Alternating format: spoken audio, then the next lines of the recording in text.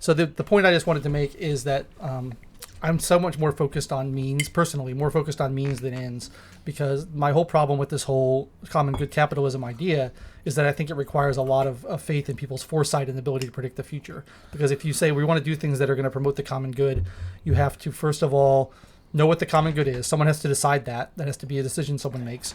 Second of all, you have to know what actions are going to then promote it, which is hard to know what the effect of an action is going to be down the road. And so I prefer a system of morals where you know, based on the nature of the actions you're taking, whether they're moral or immoral, and you can go by that instead of having to guess whether they're going to result in good things or bad things down the road, because I don't think anybody can do that effectively.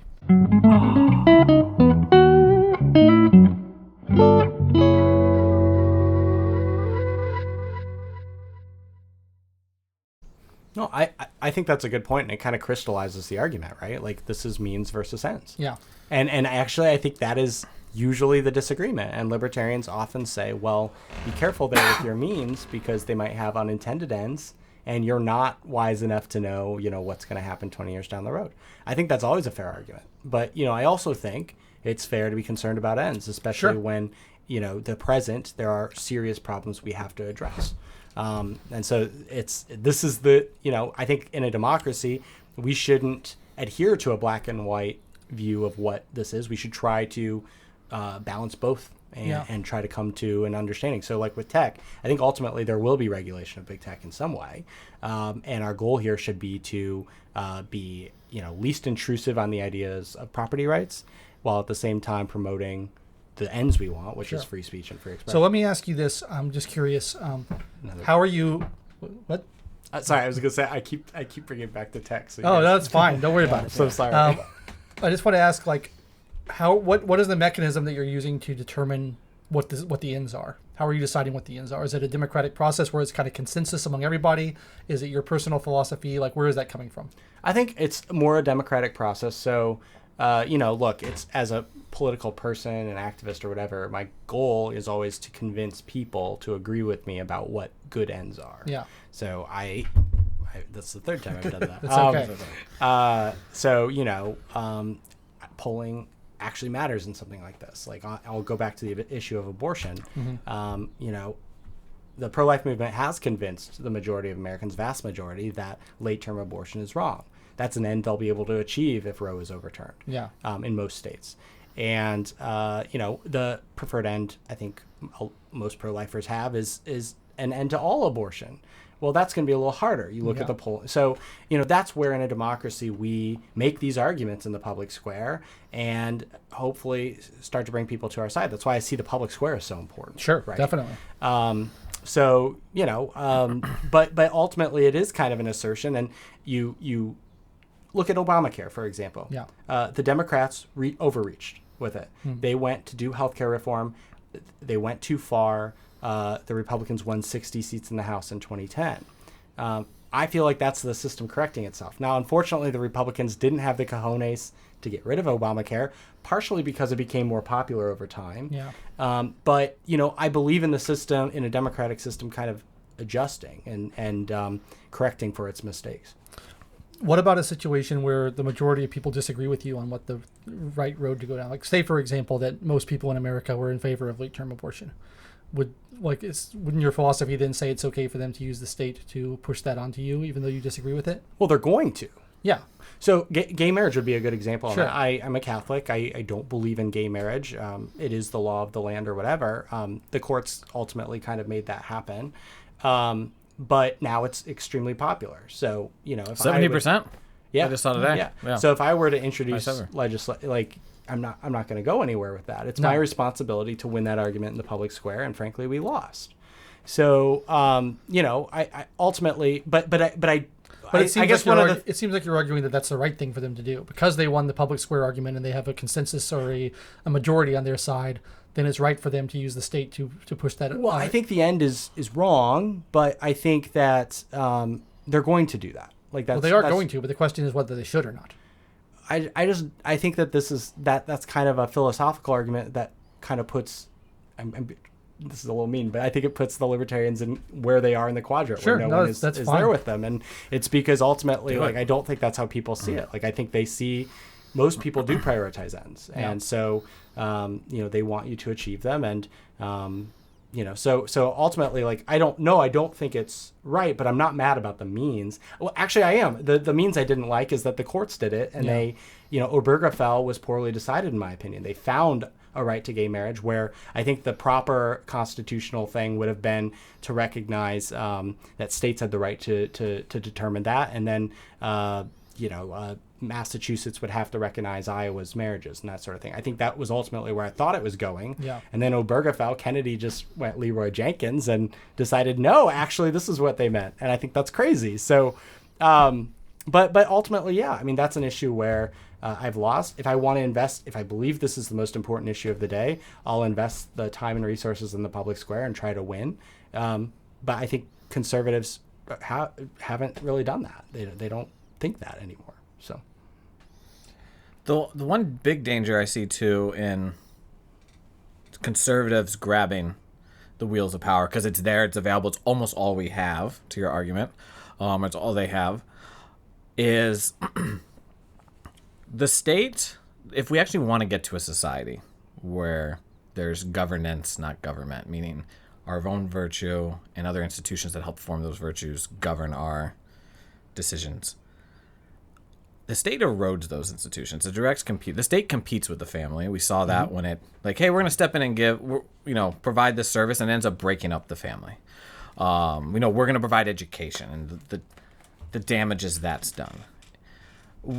By us, it's all that is available. So you asked the question earlier, like, what you posed to him, what's the answer? And I think you've kind of provided the answer in one way, where it's incremental, where we need people in every sphere. We can't abandon the political. We need good people in the political fighting, but it has to be done very cautiously or carefully, because we also need people building the culture, building back these institutions, building colleges like Hillsdale or other colleges like, we're not going to touch money, we're going to promote these values, we're going to shun the government. We need local communities promoting the family and being there for support, so we can build back and not need the government anymore. And in the political sphere, I think a healthy society has a strong political sphere, a strong economic sphere, and a strong social sphere. And the social is probably the most important. And I think the danger with grabbing the levers of power is you're going to do a lot of damage to the social sphere. And that's my answer. It has to be pluralism. We have to have good people in every area, but there also has to be some recognition that politics can I think it can hold back or slow down the erosion, but I don't know if it can build it back. No, that's it's a toilet paper roll, right? Like, I mean, once the paper's out, like, what are you going to do? Like, you can try to roll it back up, and I think that's what we're arguing about. Like, but it's not going to look the same, and there's going to be flaws with it, and it's not even that fun to unroll again. And this is what progressive. Not fun to unroll a toilet paper roll that's already been rolled back up. It's a great analogy. Right. And hey, these 2 sips of bourbon have done the trick. Yeah. But so yeah, I mean, this is kind of the tricky thing. Like, there's no clear. This progressivism has put us on this path, and there's no easy way to fight back against it that you can fit into a nice little box and say, like, this is a clear and obvious good way to fight back. You have to be pragmatic, and you have to you have to be statesman. I think that's the problem with libertarians, a little, or at least we suffer from. Mm-hmm. We can shit on all the bad ideas, but then we struggle with coming up with. Well, we have the good ideas. It's just a lot of our good ideas don't sound appealing to people because it's leave everybody alone and mind your own business. It is a good idea. It's unappealing, But also, we don't. There's ways to do it. Yeah. Okay, so like education, for example, Corey DeAngelis with Cato. Yeah, he's great. He's fantastic. And one of the things he's talked about is funding students instead of systems. Mm-hmm. That is so popular, right? Like, and that's literally he's basically saying let's defund public schools, but he did it in a way that is popular. Totally. You're talking about giving parents $10,000 or $12,000 or whatever. Well, in Indiana, so I was just in up in South Bend visiting a friend. He's got 4 kids and his 5th on the way. Good Catholic. Mm-hmm. They have that. He gets $6,000 a kid that follows him anywhere he wants to send his kids to school. So pick your private school. Right. Send them to another public school outside the district. But no one, like, Texas is the big Republican state. Everyone's trying to take over. You see this. No one notices Indiana. I was like, what? And I was just looking. I was like, that would change my life if I had $6,000 a kid. Like, right now we're looking to homeschool my kids because I'm like, I'm not sending them to public school. Right. And I'm not in a position to afford all the private school because I'm going to still have more kids. Right.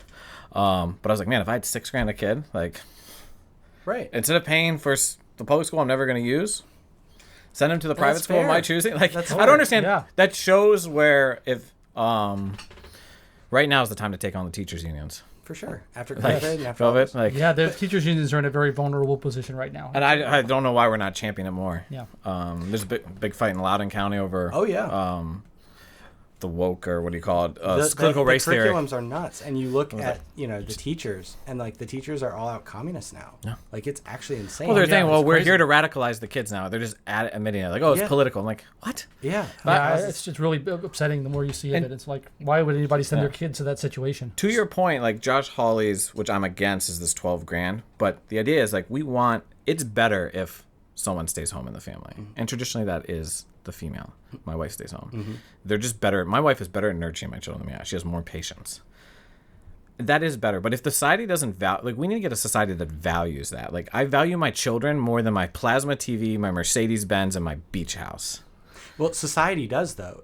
Well, I should say the people do, but elites do not. I right? don't know, man. No, if you look at polling, so Lyman Stone has some work on this, etc. Like the preferred household model for income is one parent staying at home, and it's so fascinating how it correlates with income because the lower class people and the lower middle class people prefer that model. Then once you get into the higher, income, which is usually people with who feel devotion to their degrees or whatever, so they have to keep working, then it starts to fade off. But and those people are overrepresented in our elite institutions, right?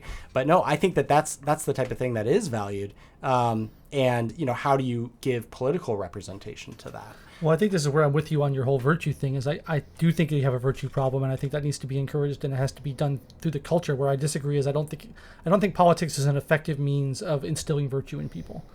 I don't think you can force virtue on people by force. No. I think it has to be voluntarily chosen. I think you can choose a moral act through politics. You can incentivize a moral act, but it's deprived of virtue if you're not freely choosing it. Yeah. Virtue is like the choice. It can still be like I can put a gun to your head and say, like, love your neighbor. It's still a good act.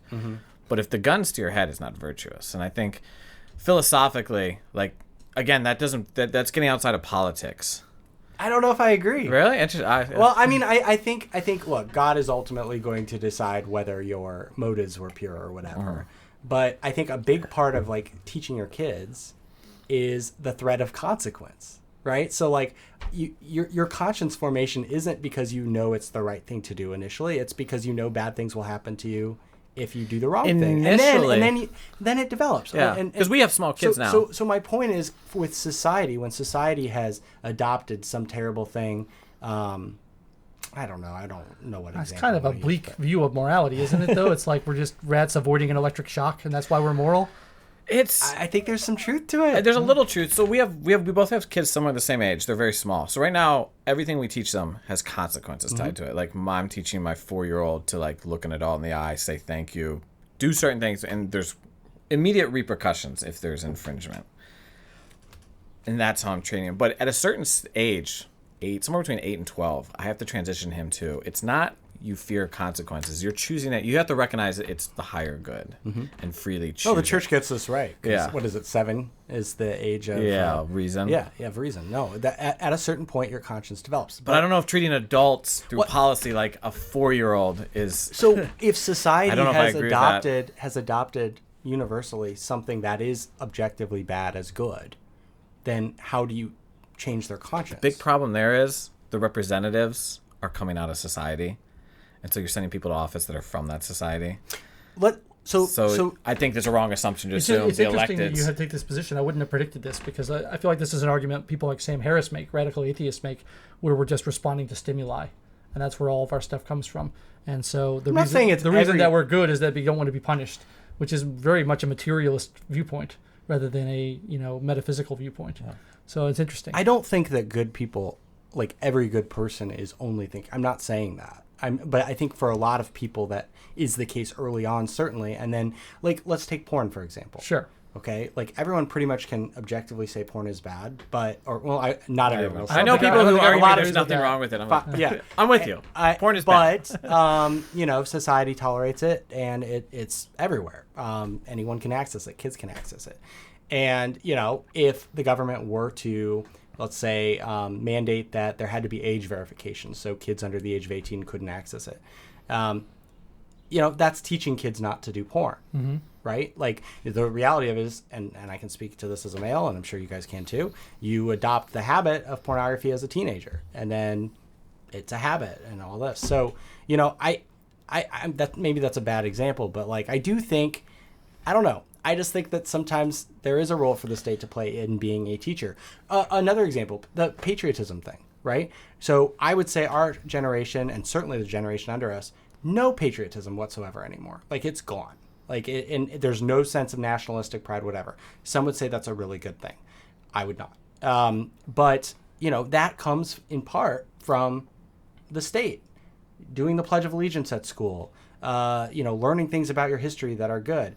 When you're being taught a different moral system, like critical race theory or whatever, 1619 Project, that your country is bad, you grow up thinking something entirely different about your country. You think forcing kids to swear a government loyalty pledge every morning is a good way to instill virtue? It is a way. I knew that was going to be pretty Maoist, I would say. It is a way to instill a nationalistic sense of pride, right? That was my point with that. I'm just saying it's true. Like, we can debate whether it's good or not. Yeah. But I believe that saying the Pledge of Allegiance is better than 1619 Project. Yes, it's going to build. You're at least going to marginally build patriotism. But these are two choices. I'll agree. I'll give you that. I would even agree with that. But okay, this is interesting. You shine the laser. It's pretty strong. I understand a lot of libertarians have some opposition to that. You shine the laser, and I'm going to chase the laser. So being a typical liberty guy or conservative, I don't know what you're going to call me. I'm working on a book. Oh, nice.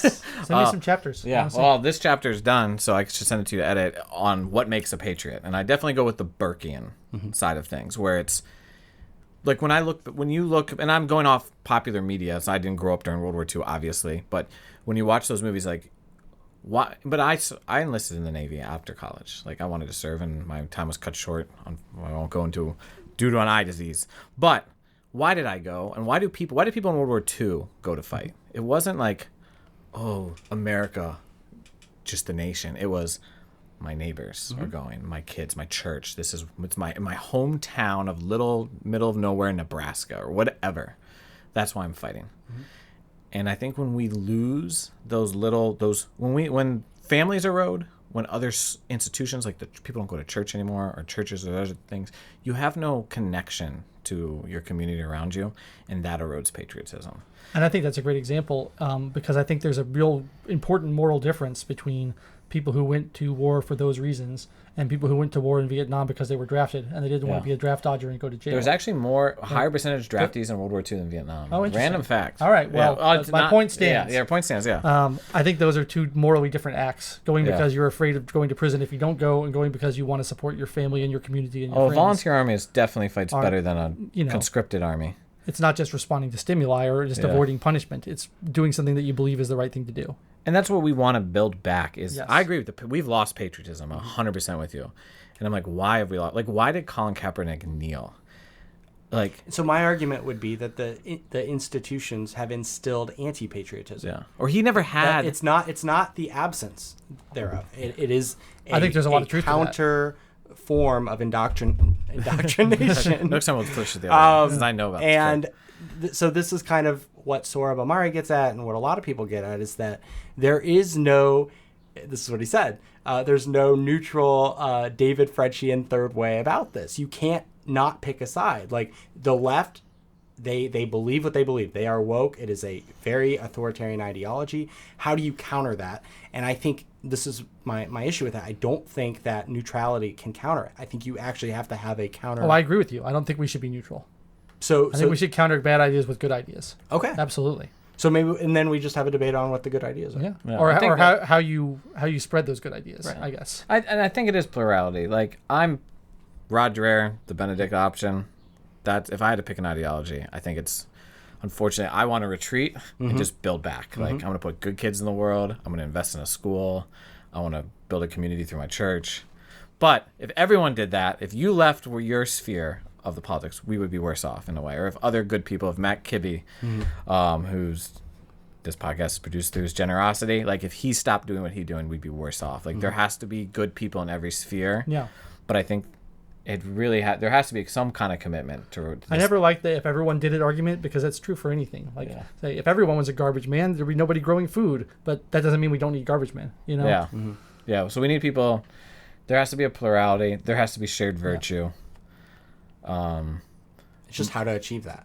But I think these debates, and we're not really having a debate. I think we're figuring out semantics. We're having a little bit of a debate, but I think the debates are good. Like, Oh, totally. yeah.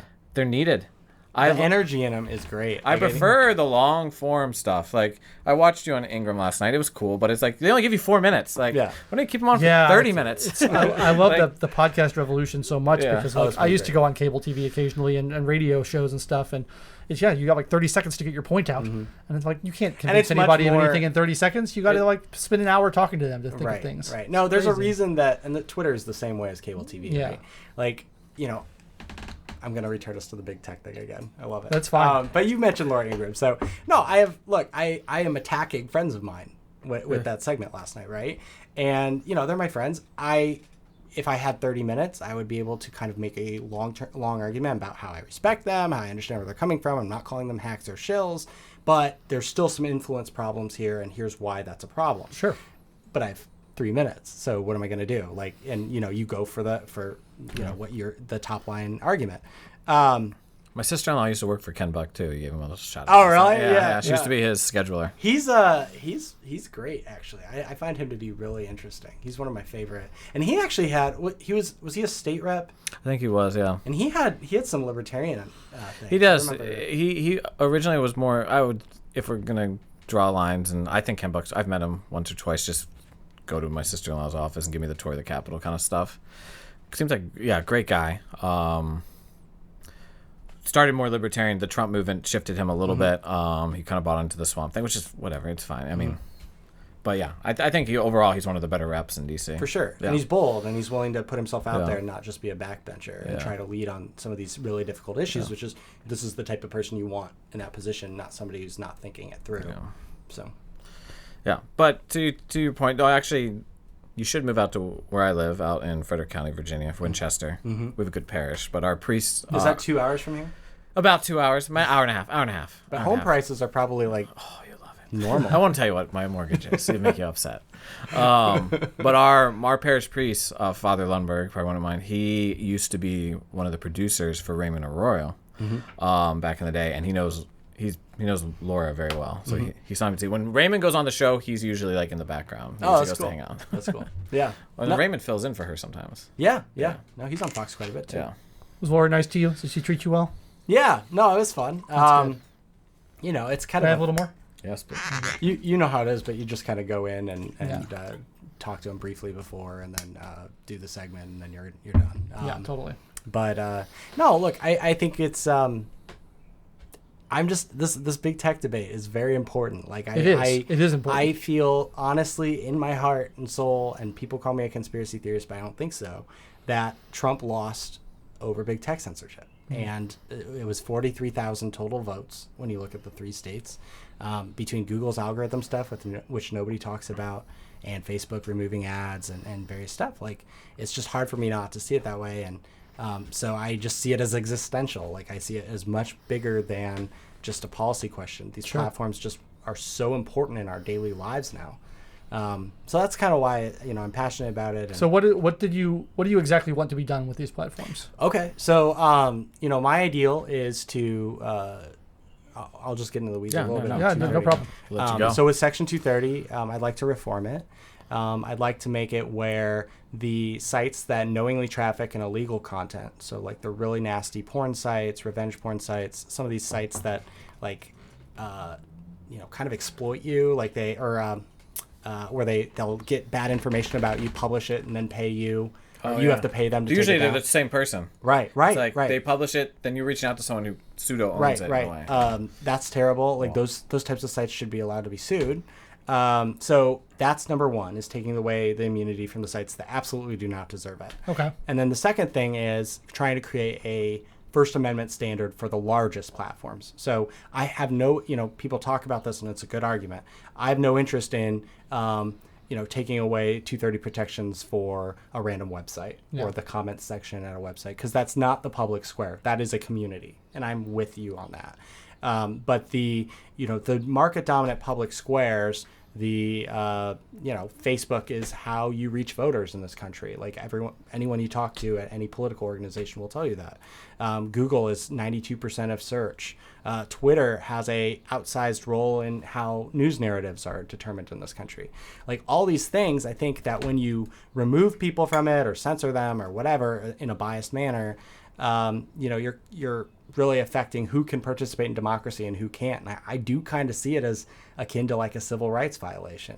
But the statute doesn't say that. And so ultimately you do need reform to get to the end that I'd like to see. So, we have a bill that we prefer. We're working with some members and senators on other legislation. But, this is kind of the route I'd like to go. Cool. Yeah. Mike? No, John, I appreciate you coming on. Yeah, thanks for having me. You're passionate on Twitter. I enjoy. Keep it up, even though sometimes I'm like, I don't agree with John. I delete my tweets once a month to cover my bad takes. No, but I enjoy it. It makes it. You're one of the more enjoyable follow. People should follow you on Twitter, even if they don't agree 100%, because you don't hold back and you're gonna have honest conversations with people. I mean, I don't agree 100% with anybody, so I'm happy to talk to anybody, and I don't expect people to agree with me. It's true. I don't agree 100% with my wife. No. So. I would hope not.